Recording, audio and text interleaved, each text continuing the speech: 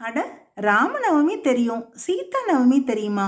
எப்படி ராமர் பிறந்த நாளை ராமநவமியா கொண்டாடுறோமோ அதே மாதிரி சீதா தேவி பிறந்த நாள் தான் சீதா நவமி. இது வைசாக மாசம்னு சொல்லப்படுற சித்திரை மாதத்தோட சுக்லபக்ஷத்தின் நவமி திதியில கொண்டாடப்படுது. அதாவது சரியா ராமநவமிக்கு ஒரு மாதம் கழித்த அன்னைக்கு பக்தர்கள் சீதா தேவியை வழிபட்டு தானம் செய்கிறாங்க. சீதையோட வாழ்க்கை தூய்மை, பக்தி மற்றும் தர்மத்தோட முக்கியத்துவத்தை எடுத்து காட்டுது.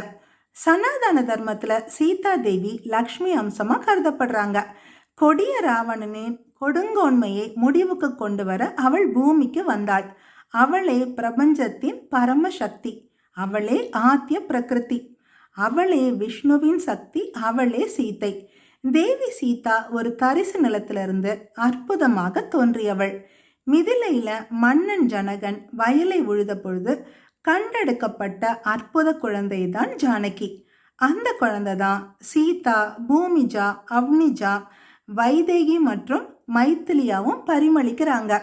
அற்புத ராமாயணத்துல சீதை பெரும்பாலும் வைஷ்ணவி சக்தின்னு குறிப்பிடப்படுறாங்க.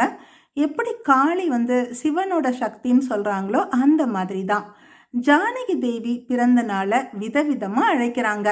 ஜானகி நவமி, சீதா ஜெயந்தி, ஜானகி ஜெயந்தி, இந்த மாதிரி.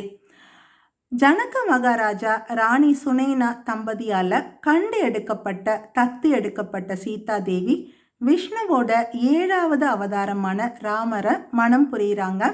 பெண்மையோட இலக்கணமா போற்றப்படுற பூமி புத்திரிய சீதா நவமி அன்னைக்கு சீதாய நமகன்னு சொல்லி வழிபடுறாங்க.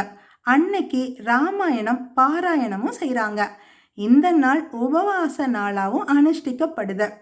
சீதா நவமி அன்னைக்கு நாடு முழுக்க இருக்கிற ராமர் மற்றும் ஜானகி கோயில்களில் சிறப்பு வழிபாடு சடங்குகள் செய்யப்படுது.